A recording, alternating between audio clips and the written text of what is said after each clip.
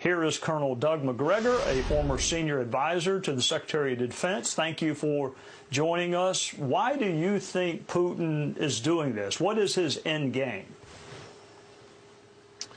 Well, Vladimir Putin is carrying through on something that he's been warning us about, at least for the last 15 years, which is that he will not tolerate U.S. forces or their missiles on his borders, much as we would not tolerate Russian troops and missiles in Cuba.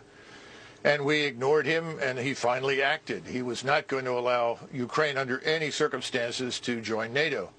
And what's happened now is that the battle in eastern Ukraine is really almost over. All the Ukrainian troops there have been largely surrounded and cut off. You have a concentration down in the southeast of 30 to 40,000 of them. And if they don't surrender within the next 24 hours, I suspect that the Russians will ultimately annihilate them. That's why Zelensky is meeting with Putin's representatives right now. The game is over. And he's going to have to negotiate the best deal he can get. And we've already told him, the President of the United States has, that if he opts for neutrality for Ukraine, we'll back him. And I think that Vladimir Putin will do that for Western Ukraine. That is the Ukraine beyond the Dnieper River. But behind it in the east, where he is now, I'm not sure what he has planned there, whether he forms another republic, annexes it into Russia, because historically it has been Russian. But the territory west of Ukraine is not. He knows that, and he's happy to live with that as a neutral state. I am not a military expert. I'm not even an expert on geography. But if he takes Ukraine and Ukraine abuts Poland, then he's going to have a NATO country abutting him. So if that's what he doesn't want, then isn't he going to just have to keep going until he runs out of NATO countries? I guess I should say it again. He has no interest in crossing the Dnieper and heading west to the Polish border. I think you're going to find from these negotiations he's quite willing to neutralize that territory on the Austrian or the Finnish model. Right now, Russia already touches Estonia and part of Latvia. White Russia, of course, touches Lithuania. He's not interested in going to war with us, and he has an army that's too small for that purpose. And he knows it. His economy is smaller than that of South Korea's.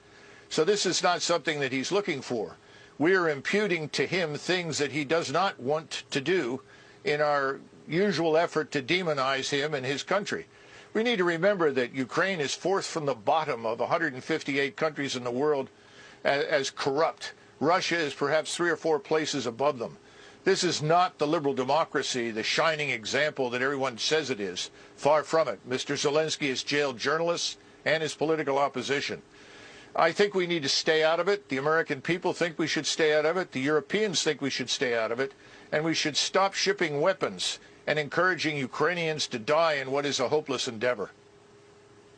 So when you say stay out of it, you mean no sanctions, no military aid, just let Russia take the portion of Ukraine they want to take?